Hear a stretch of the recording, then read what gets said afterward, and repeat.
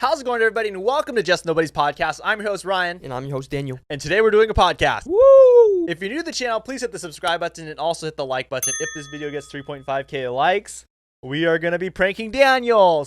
And you can comment what you want us to prank him with or how you want us to do it, and I'll prank him on the next podcast. Yep, that's going to happen. Also, comment what you want us to talk about next. As you can see throughout this video, we used your guys' suggestions from last week, and we're going to put your suggestions on the screen, and we're going to talk about them. So let's get into it. Okay, so Stranger Things has been crazy. Yeah. Do you know the really dark theory about Will? No. So we know that Will has kind of been like a side character this season. He's been kind of quiet. Yeah. But this is actually the perfect way to show that something big is planned for him in Volume 2. And there's actually a theory that Will is evil. How? So while Vecna is explaining his past to Nancy and showing her his past when he's like a child, we learn a lot about who he is. But we also learn a lot about who he is when Victor Creel is explaining to Nancy and Robin about his life. And when Victor Creel is talking to them, he said that Henry, or Vecna, was always a really sensitive child and always had a different perspective on things. And he always liked to draw. But if we go back to season 1, when Joyce is explaining to Hopper about Will, she explains that he's always a sensitive kid and that he's different from all the other kids around him. And this is exactly how Vecna was when he was a kid. And we also see that Will always likes to draw. What the heck? So the theory is that this is actually foreshadowing that Will be evil in Volume 2. And he'll have another incident where he gets possessed and betrays the friend group. Because we know it's happened before, and we can definitely tell that Will is keeping some secrets this season. Yeah, there's definitely some secrets going on. It's weird how his character's been very quiet. Yeah. It's kind of scary. Right, and he's been like the main person from seasons like 1 to 3. Not, I wouldn't say like as much as 3, but he was kind of like the person to know that the Mind Flayer is there. Yeah, you could definitely tell there's some tension where you just feel like, oh, kind of awkward for him because you feel like he's being mistreated. Right. He's like being neglected. So it's the perfect time for him to come out and be evil. It's going to be interesting on what direction they take it in. So there's a really sad theory about Eddie Munson. Dude, Eddie is literally one of the best characters in Stranger Things, like in the entire show. Yeah, so Eddie was introduced just this season, and he's definitely a fan favorite. But there's a really dark theory going around that Eddie is actually going to die. What? Okay, so look at it like this. In every Stranger Things season, we get introduced to a new character that plays a large role in the story, but then they get killed off before the season ends. So in season 1, we get introduced to Barb, and we all know what happens to her. And in season 2, we get introduced to Bob Newby, who's Joyce's boyfriend that's a little bit nerdy, and he calls himself Bob Newby, the superhero. And he ends up getting killed by the Demodogs before the season ends. Dude, they did Bob Newby so dirty. I know. And then we're introduced to Alexei in season 3. And Alexei started off as evil, but then he helped them trying to stop the Russians from opening the gate. But just as soon as Alexei started to have a good time and get comfortable,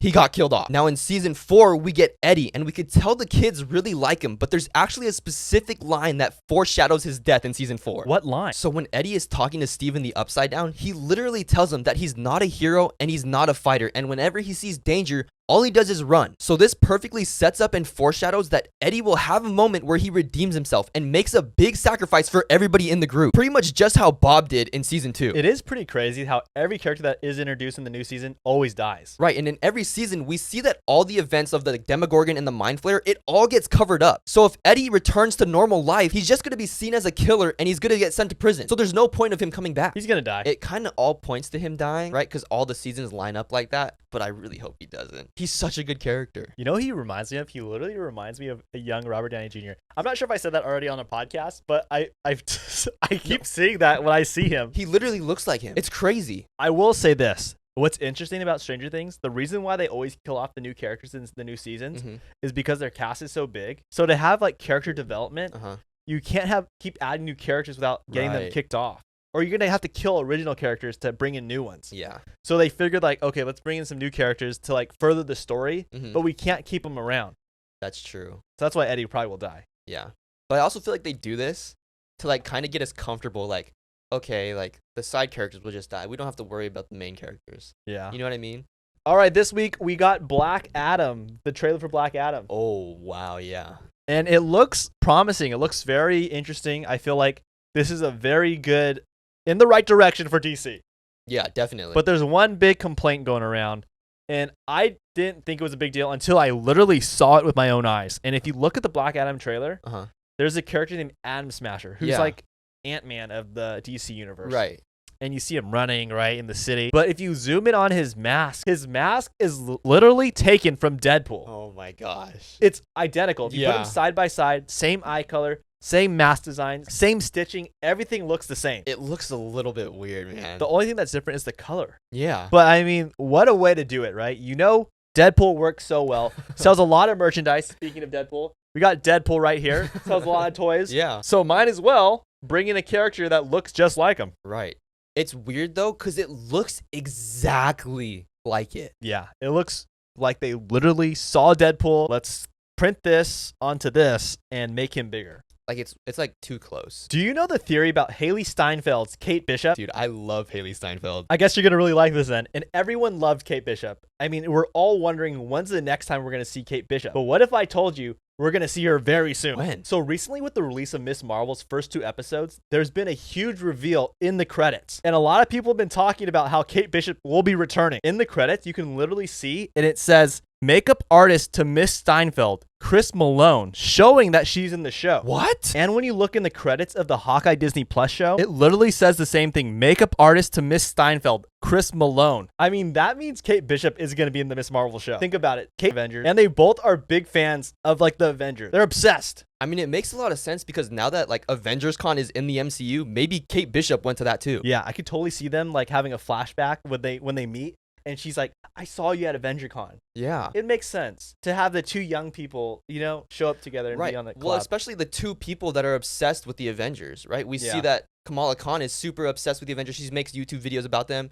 And then Haley Steinfeld is super obsessed with Hawkeye because of the whole battle in New York. Yeah. So it's going to happen. I mean, it's so obvious. The credits literally point. Disney wants us to talk about this. Yeah. They want us to say it's going to happen. It's going to happen. I don't want to say Disney said to tell. They didn't tell us to say that. I'm just saying. They just left a huge Easter egg there, hoping people find it. She's got to be in it. Do you know that factory workers actually put secret messages in our clothes asking us for help to save them? What do you mean? So you know how majority of the clothes we wear is actually made in like foreign countries, not in the US? Yeah. And sadly, a lot of the workers that work in these factories have horrible work conditions. They literally work them for like days straight, hardly pay them anything. It's basically like torturing them. Yeah, it's horrible. Yeah, so recently a lot of people have been finding like these secret messages that these factory workers are putting in their clothes, asking people to help them get out of these bad situations. So a woman bought a pair of underwear, and when she opened up the packaging, all of a sudden this little cardboard piece fell out of the packaging. And on the note, it literally was asking for help. And then on the other side of the note, it was like a phone number to call. And it was from a factory in the Philippines. Dude, that's really sad. And recently when people have been ordering clothes online, when they get their package and they open up their clothing, they can see on the tags, it says like, help me and save me. The factory workers are actually stitching on the tags, like asking people to help them. And even on some of the packing labels, they write like, save me, help me. That's disgusting. I don't really know how to help, but I think it's kind of like one of those things where there's certain companies that you can kind of like stop buying their products because they treat their workers bad. I'm not exactly sure which companies, and I don't want to like cause defamation, but if you guys look it up, you can find like companies that are responsible for like bad work conditions and just stop shopping there. And they said that if you stop shopping from these locations, different stores, it will actually hurt the stores. It'll stop causing bad treatment towards the workers. It's actually really sad. Yeah. It's disgusting. It's so horrible. It's so inhumane. They're human beings. They have rights. They're like, we're all human beings that should be treated with respect. And it's just so sad to see these people being treated this way. Yeah. Do you know about the serial killer who actually went on a real life dating TV show? What? So back in the 1970s, there was a show called The Dating Game. It was basically like blind dating, and they were trying to like connect with each other and try to find true love. Okay. So the show had a bunch of single men and one single lady, and whoever the lady picks at the end gets to go on a date with her and also wins the show. So one of the single guys on the show was named Rodney Alcala, and he was in his late 20s. He looked totally normal. Even the game show host introduced him, and he said, this person likes to skydive, likes to ride motorcycles, is like a very adventurous person. So the single girl on the show asked the guy, what is one meal you'll cook for me for dinner? And Rodney said, a banana. And you can peel me. Okay, what the heck does that even mean? I have no idea, but I guess a lot of the people at the show, like in the crowd, thought he was really funny. And even the girl was like, wow, this guy's really charming and funny. So at the end of the show, the game show host asked the girl, which guy do you like? Which contestant? And she picked Rodney. What the? So when they get backstage, apparently Rodney started acting really weird to the girl, and the girl started to feel like really uncomfortable. So she went to the show directors and said like, hey, like, is it okay if I don't go on a date with him? Like, he's really creepy. And they said, sure. And good thing she decided not to go on that date because he literally was going to kill her. Wait, so he's the serial killer? Yeah, so Rodney Alcala was actually a serial killer, and days before he went on the dating show, he actually killed someone. And it wasn't until like years later that he got caught for killing 9 people. Are you kidding me? Yeah, so the police went to his home and they found like hundreds of photos of women in the house. And what's really crazy is that all the pictures of the women in the house were all women that went missing throughout history. So they think that he actually killed upwards of 130 people. This is so disturbing. Yeah, it's crazy. Dude, that's disgusting. What's crazy is that he looked normal. He looked like a charming person. He was able to like fool everybody. What's crazy is you would think for like these shows, they would do a really big like background check. Yeah, but you have to remember, it was the 1970s. Right. So I wonder if we lived in a time in 1970 where it was like very free, like no one's going to do any harm. Mm-hmm. I think they were like, look at the airports, right? There was no TSA. It was just very trusting, like everyone's going to do good. Yeah, that is true.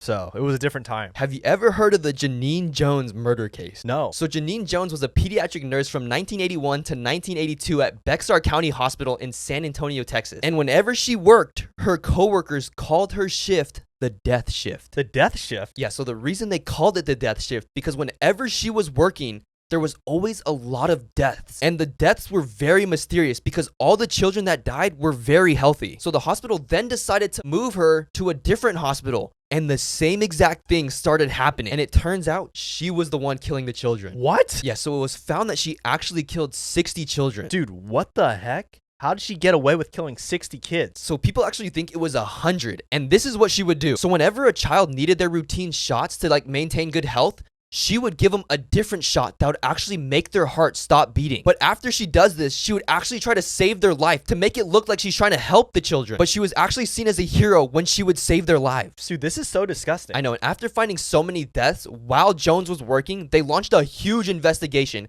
And to this day, she's still being charged for all the murders. What the heck is wrong with these people? Right? It's actually crazy. How can you even do such a thing? Right? It's like so upsetting. She's a pediatric nurse doing this. Oh my gosh. So moving on, have you ever heard of the fake models theory? Fake models? So back when I was in high school, my teacher told me that some brands will actually use fake models to promote their products. So what they would do is they would combine features from different people and combine them together to make the ideal model. So they would take one person's eyes, they would take another person's jawline, and they would take the rest of another person's face and combine them all together to make one ideal model. They really do that? Yeah, now that we have AI technology, there was actually a study done that studied a bunch of different models from a bunch of different brands. And they found that for each brand, there's a specific type of face that each brand is looking for to promote their product. So they analyzed over 480 different models that have been used by these brands. And they found what the common model looks like for all these different brands that we grew up knowing. Like some brands always use models that have like pouty pink lips. And for like beauty brands, they always use models that have really high cheekbones and super sharp jawlines. Dude, that's crazy that they literally all use like the same kind of model. Right? It's crazy because they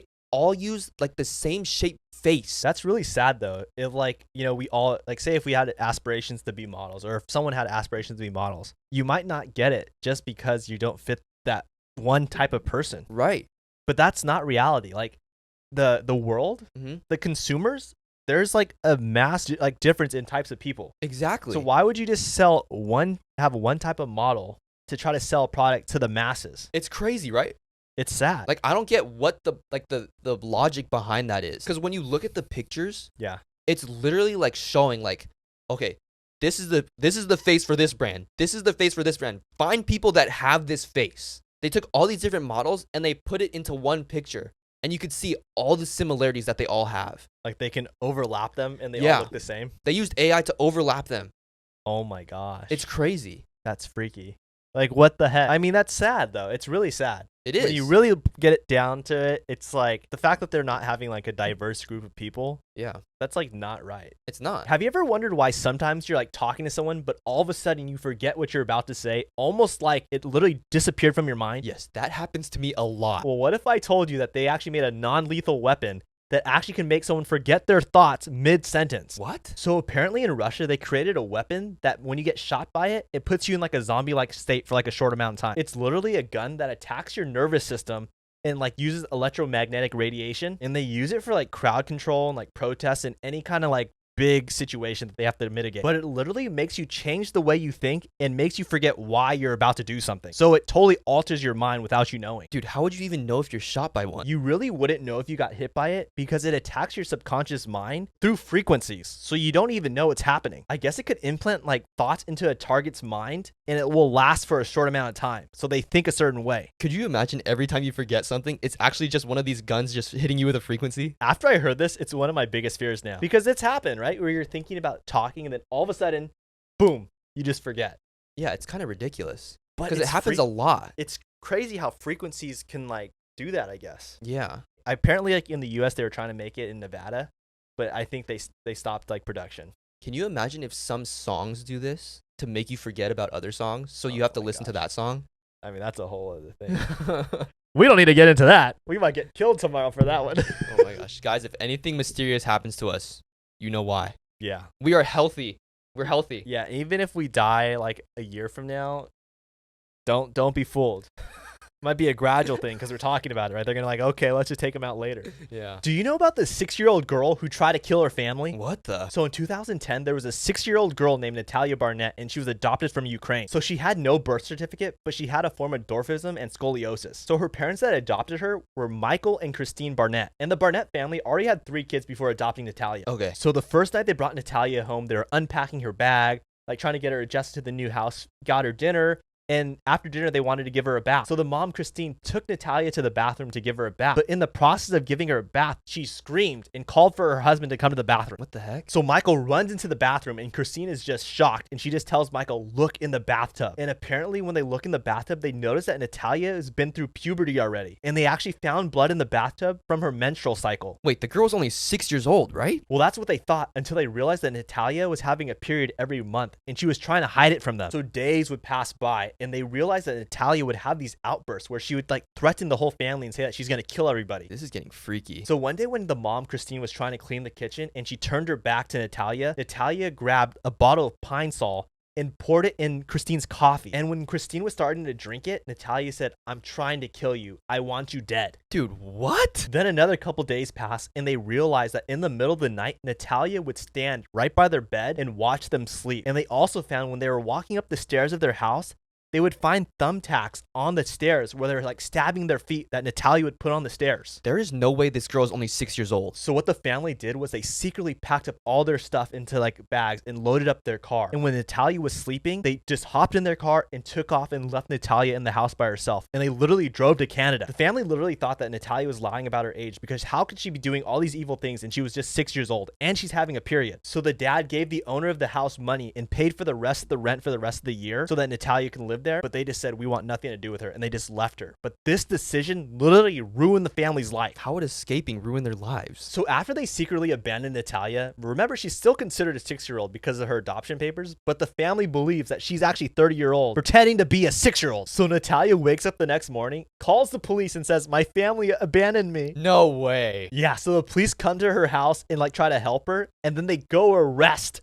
Michael and Christine for child abandonment, which is like a felony. You gotta be kidding me. So Michael and Christine literally pay and hire like research and different tests to be done to prove that Natalya is actually an adult. And all the test results come back and show that Natalya is actually an adult pretending like she's a kid. Yeah, how could she have her period at 6 years old? So they went to court and Natalya till this day still denies all the accusations and she says that she wasn't lying. But the judge agrees that Natalya is actually an adult and changed her birth certificate to say instead of 2003, he changed it to 1989. So that would make her 22 at the time instead of 6. Dude, it's weird how the judge even knew. And after that, they had Natalya evaluated by another doctor and a psychologist. And apparently Natalya admitted to the doctor that she was lying about her age and that she actually had a plan to kill Michael and Christine and her family. Dude, where's this girl now? So get this, she's with a new family now and they actually went on Dr. Phil and she's trying to prove her innocence now. Based on the court system and the evidence, it definitely looks like she was lying. Okay, if all the tests point to her being older, she was probably older. Especially if the judge went from changing her birth date, like her birth certificate, from 2003 to 1989. She's definitely older. Dude, that's a huge gap. Yeah, and they did testing like on her like teeth and her bones, and they said there's no way she's 6. She's definitely an adult. Dude, what the heck? But isn't that crazy? Dude, that's scary. He was trying to kill them. I mean, this is allegedly, we don't know, right? But this is based on what has been put out to the internet. Okay, the Pine Sol and the coffee thing's crazy. Yeah. That's disgusting. And then like when she's about to drink it or when she was drinking it, she's like, I'm trying to kill you. Yeah. What? We weren't there. We don't know the truth. Right. So good luck to both families. We hope everyone's okay. Yeah. Jeez. This next part of the podcast is called Whose Side Are You On? Where Leia comes on and tells a real life story about a situation where there's one person and another person, and they both are complaining, and we have to figure out who's right and who's wrong. This is really interesting because there's a lot of drama, and if you like drama, stick around. Here comes Leia. Woo! All right, whose side are you on? Whose side are you on? Girl versus friend. Friend gets mad at me for being unavailable. Last week, my friend came up from college. On Tuesday, she asked if I could hang out with her on Wednesday, but I was sick, so I said I couldn't. Also on Tuesday, she told me that Wednesday was the only day that she was available to hang out because she is going to be busy the rest of her break. Friday came, and she asked if I wanted to stay over her house that night, but I told her no because I had plans with my cousin that night.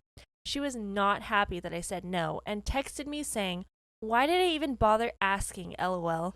From now on, you ask because obviously me asking to hang out doesn't work." Petty.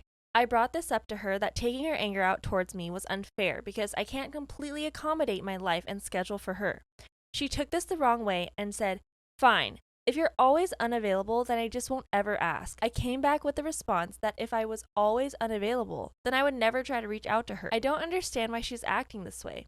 This isn't the first time when she got frustrated at me for not being available. She also said, "You could have seen me for just like 30 minutes on Friday. I would have tried to make time. But in my case, time doesn't always permit. I have always invited her when I could. We even hung out 2 weeks prior to this instance because I asked her. She lets my unavailability cloud her judgment that I invite most of the time. She hardly ever invites me, which this was a rare occasion. We've been friends for 7 years. I've always reached out to her. I could just count on my 2 hands how many times she's invited me to do something. So why is it that when I'm unavailable, she treats me so poorly when I have always been the one during the majority of reaching out? Am I wrong or is my friend? Whose side are you on?" Dang. That is rough. I mean, okay. Girls are nasty again. Hey, I can't say that. Yikes. This is one of those situations where it's like you want your cake and you can't get your cake and eat it too, right? Like the friend wants it for her whenever she wants to hang out, but it's on her terms. Yeah. Like when it's convenient for her. And when she wants to hang out and that person's not available, it's like, what a beep, you know? Yeah. Like, what the heck? Bleep, bleep, bleep. I mean, I think it's kind of obvious who's right here. Yeah. But you know, there's those friends out there that do that, I think. Like the fact that she's getting so angry about it, the extent that she's going is ridiculous. Yeah. Yeah.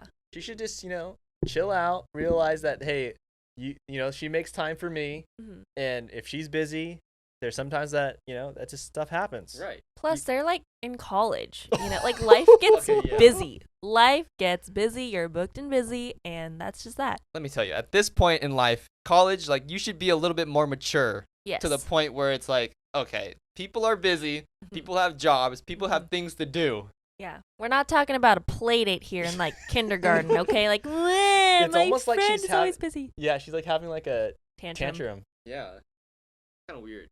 So Sorry. I'm on the writer's side. Yeah, I'm on the writer's side too. Completely. So comment who you feel is right and who you feel is wrong. But if you pick the wrong side, you might have to question yourself, because we're gonna have a talk. That's weird. Yeah. Well, that was a good story, though. That was a good story. Yay. Thank you, Leia. Thank you guys so much for watching the podcast. If you're new to the channel, please hit the subscribe button and hit the like button. And also comment what you want us to talk about next week. As you guys know, if this video gets 3.5K likes, we will prank Daniel. And you can comment what you want us to prank him with, and we'll do it on the next podcast. But it might not hit 3.5K likes because it hasn't. No. So you're safe.